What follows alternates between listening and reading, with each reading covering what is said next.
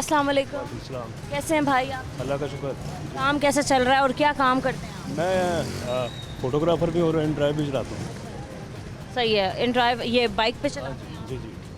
तो फिर आपके लिए तो बहुत मसले वाली बात होगी, क्योंकि रोज़ाना की बुनियाद पर पेट्रोलियम मसनूआत की कीमतों में इजाफा हो रहा है। पेट्रोल डीजल मुसलसल बढ़ता जा रहा है और कल रात भी पेट्रोल की कीमत में इजाफा हुआ 5 रुपये 77 पैसे का। ऐसे ऐसे ही हम डेली अगर पेट्रोल डलवाने जाते हैं तो मतलब अगर सुबह हमने 24 का डलवाया, अगले दिन कीमत तब्दील नहीं अगले दिन नहीं, अगले टाइम पे, यानी कि एक पंप से अगर हम 24 का डलवा रहे हैं तो आगे 27 का या फिर आगे 28 का हो जाता है।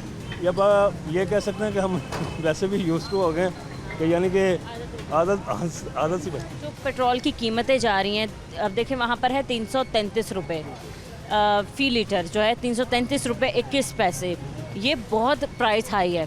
अब आपने देखा होगा हमारे मुल्क में एक धरना भी दिया गया, एहतजाज भी किया जा रहा है जमात इस्लामी की तरफ से, जिनका मुतालबा है कि 225 का पेट्रोल कर और पेट्रोलियम लेवी ख़त्म कर। बिल्कुल ऐसे ही उन्होंने मुतालबा तो सही किया है, लेकिन अगर आप जो मौजूदा हालात देख रहे हैं उसके मुताबिक तो जो कुछ हो रहा है वो आपके सामने ही है।